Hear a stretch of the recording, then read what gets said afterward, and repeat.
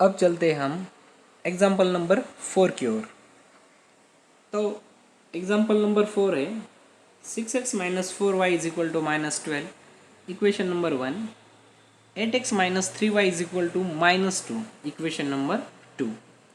तो हम देख सकते हैं कि ये जो एग्जाम्पल है ये ऑलरेडी जनरल फॉर्म के अंदर है, तो इसे हम एज इट इज़ नीचे लेंगे और हम लिखेंगे 6x minus 4y is equal to -12, equation number 1। और 8x minus 3y is equal to -2, equation number 2। तो हमें पता है, अब हम d की वैल्यू फाइंड आउट करेंगे। तो d इज इक्वल टू, इस प्रकार हम इसे लिखेंगे कि 6 देन 8, यहाँ पर होगा -4 और यहाँ पर है -3। हमें पता है d कैसे लिखा जाता है, x के कोएफिशिएंट और y के कोएफिशिएंट हम लिखेंगे। और अब 6 इंटू -3 देन -4 इंटू 8, -4 इंटू 8।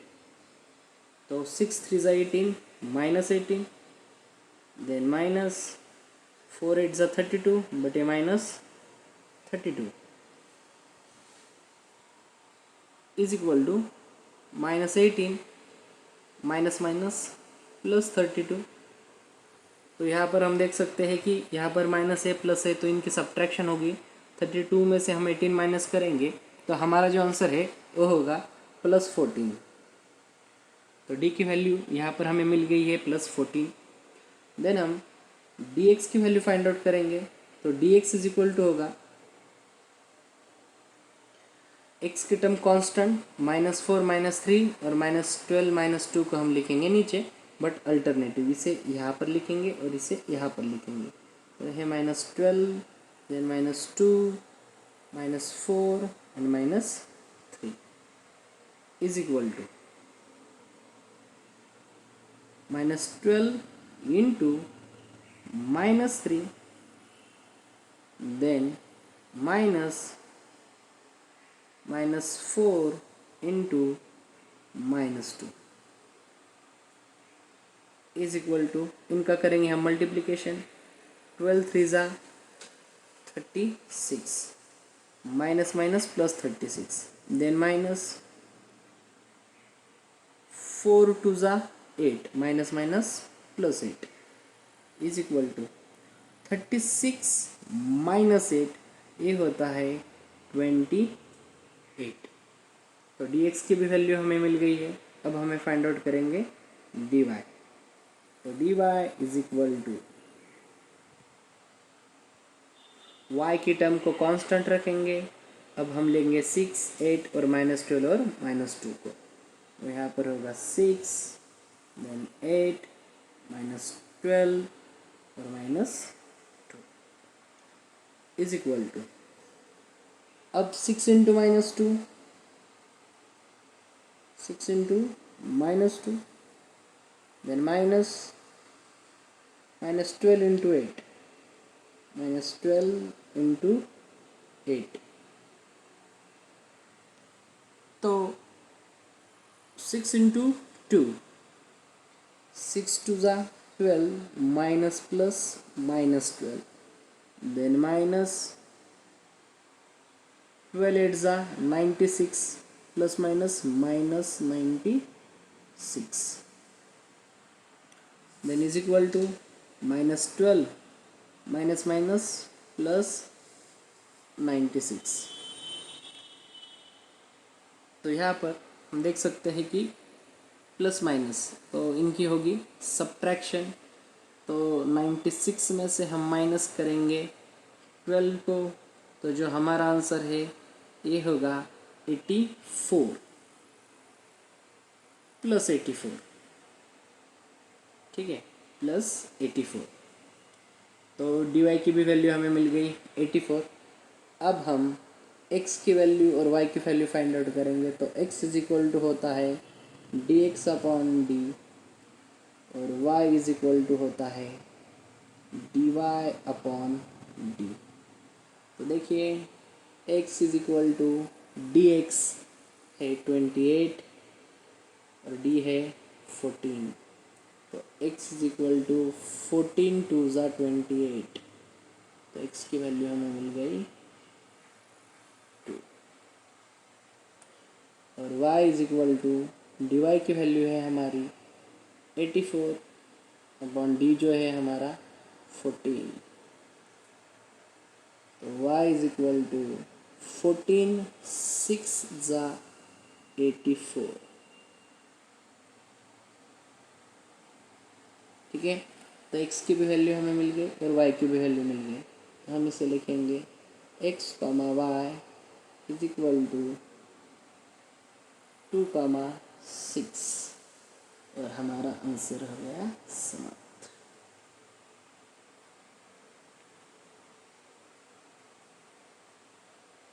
तो अब हम नेक्स्ट एग्जाम्पल की ओर चलते हैं। तो फिफ्थ एग्जाम्पल है 4m plus 6n is equal to 54, equation number 1, और 3m plus 2n is equal to 28, equation number 2। तो हम देख सकते हैं कि ये ऑलरेडी जनरल फॉर्म के अंदर है, तो इसे हम एज इट इज़ लिखेंगे 4m plus 6n is equal to 54, equation number 1। Then 3m plus 2n is equal to 28, equation number 2। अब हम d की वैल्यू फाइंड आउट करेंगे। तो d is equal two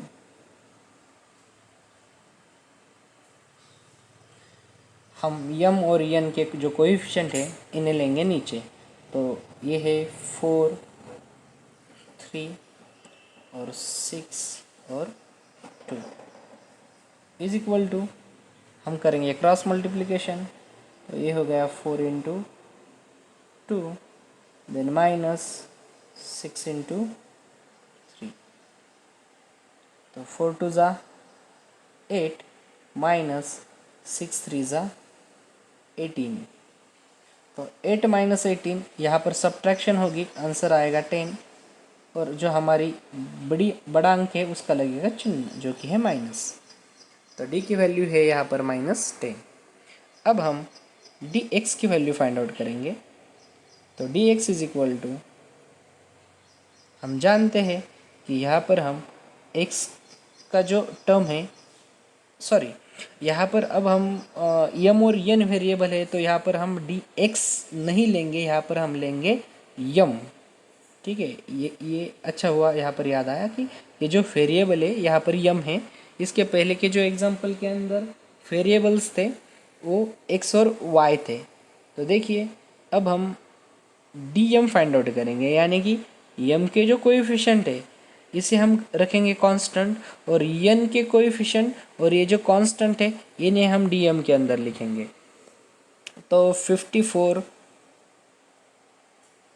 upon 28 और 6 अपॉन 2, ठीक है, इज इक्वल टू, तो 54 इंटू 2 करेंगे हम, 54 इंटू 2 देन माइनस 6 इंटू 28। तो 54 इंटू 2 होता है 108 देन माइनस 28 इंटू 6 हमें करना होगा। तो देखिए 28 इंटू 6, तो 8 6 ज़ा 48, 6 2 ज़ा 12, 12 प्लस 4 16, 168। तो यहाँ पर होगी सब्ट्रैक्शन, 168 के अंदर से हम 108 माइनस करेंगे तो हमारा जो आंसर होगा वो होगा 60। बट हमें यहाँ पर बड़ी संख्या का चिन्ह देना होगा, तो ये होगा -60। अब हम डी एन फाइंड आउट करेंगे। डी एन, तो D N is equal to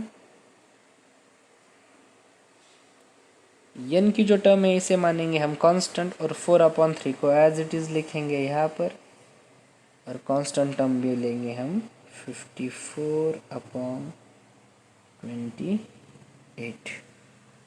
ठीक है, तो is equal to 4/28 then minus 54/3 is equal to 28/4 हम करेंगे तो यहाँ पर 28/4, 8 4 8 ज़ा 32, 4 2 ज़ा 8 प्लस 3 11 112 देन माइनस 54/3 हम करेंगे 54/3, 3 4 ज़ा 12, 3 5 ज़ा 15 और 1 16, तो ये हो गया 162।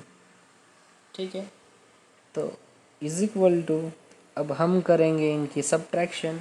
तो सब्ट्रैक्शन करते वक्त हम बड़ी संख्या में से छोटी संख्या माइनस करेंगे, तो 2 में से 2 ये हो गया 0, 6 में से 1 ये हो गया 5 और 1 माइनस 1 0, और अगेन यहाँ पर लगेगा माइनस का साइन।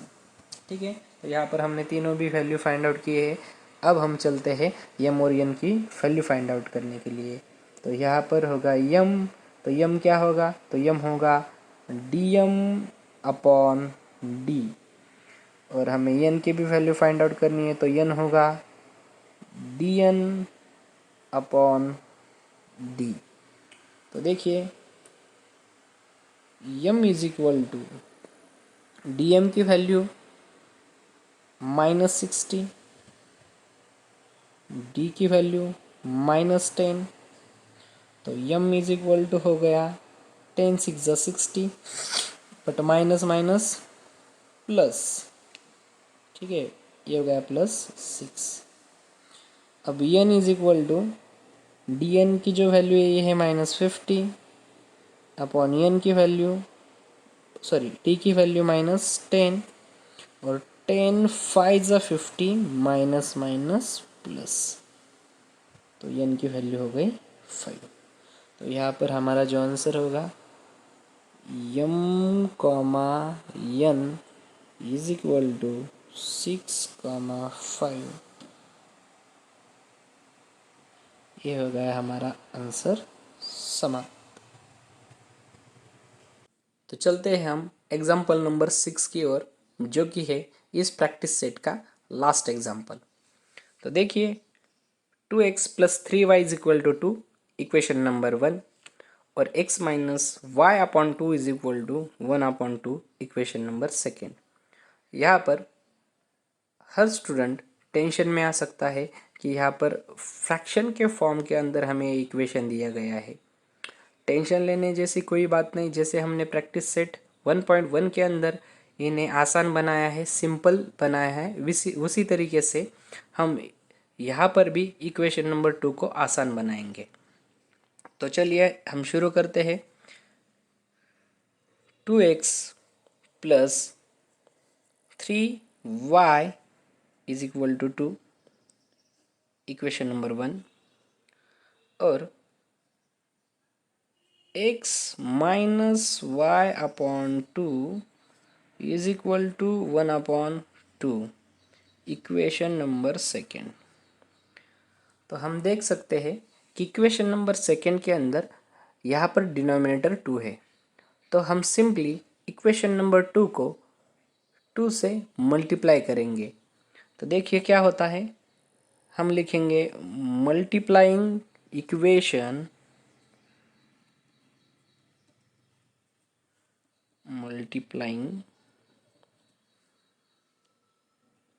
इक्वेशन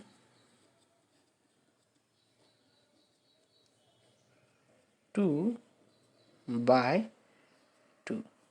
तो देखिए 2 से जब हम इस इक्वेशन को मल्टीप्लाई करेंगे तो यहाँ पर होगा 2 इंटू एक्स, ये होगा 2x, minus 2 into Y upon 2, 2 2 get cancel, y is equal to 2 into 1/2, 2 get cancel, यहाँ पर होगा 1। ये हो गया हमारा इक्वेशन नंबर 3। तो हमने 2 से इक्वेशन को अपग्रेड किया 3 के अंदर। तो अब हम 2 को कंसिडर नहीं करेंगे, अब हम कंसिडर करेंगे 2 के बजाय थर्ड नंबर की इक्वेशन को। तो 1 और 3 इन इक्वेशन के सहारे हम अब इस एग्जाम्पल को सॉल्व करेंगे। तो सबसे पहले पता है, अब हम d की वैल्यू फाइंड आउट करेंगे। तो d के लिए 2 और ये 2, 2 2 देन प्लस 3 और यहाँ पर -1, +3 -1 then is equal to 2 into -1, 2 into -1 then -3 into 2, 2 into -1 -2 then -3 into 2 6, -2 -6 -8। तो यहाँ पर dx इज इक्वल टू, तो x की वैल्यू हम dx जो है यहाँ पर हम x की जो टर्म है इसे कांस्टेंट मानेंगे। तो हम 3 और -1 और 2 और 1 को यहाँ पर लिखेंगे। तो हमें पता है 2 और 1 को हम यहाँ लिखेंगे 2 1 और यहाँ लिखेंगे 3 -1 is equal to 2 into -1 then -3 into 1। तो 2 इंटू -1 -2 देन -3 इंटू 1 3। तो ये हो गया हमारा -2 -3 -5। ओके, देन हम dy इज इक्वल टू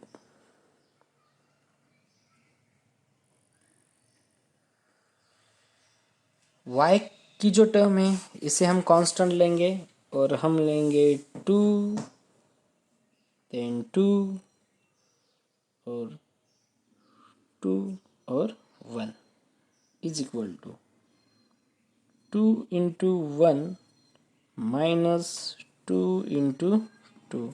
तो 2 इंटू 1 हो गया 2 -2 इंटू 2 4, 2 -4 -2। तो यहाँ पर हमने dy की भी वैल्यू फाइंड आउट की है -2। अब हम x की वैल्यू फाइंड आउट करेंगे। तो x इज इक्वल टू हमें पता है dx अपॉन d और y is equal to dy upon d। तो x is equal to dx की वैल्यू है -5 और जो d है उसकी वैल्यू है -8।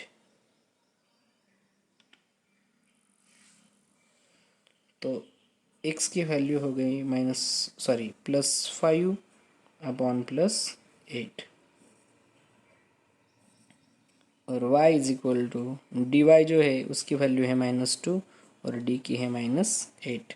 तो y इज इक्वल टू हो गया 2 1 ज़ा 2 और 2 4 ज़ा 8, 1/4। इस प्रकार हमारा एग्जाम्पल नंबर 6 भी हो गया ख़त्म। बस अब हमें लिखना होगा यहाँ पर x, y is equal to 5/8, 1/4।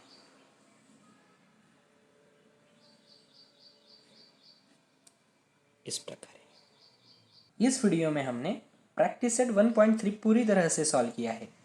अगर आपको वीडियो अच्छी लगी हो और वीडियो से कुछ भी सीखने मिला हो तो वीडियो को प्लीज़ एक लाइक कीजिए, दोस्तों के साथ शेयर कीजिए और चैनल को सब्सक्राइब कीजिए। अगली वीडियो में हम प्रैक्टिस सेट 1.4 सॉल्व करेंगे। हम ऐसी ही वीडियो अपनी चैनल पर लगातार लाते रहते हैं। तो stay supporting, stay motivating. Thank you so much.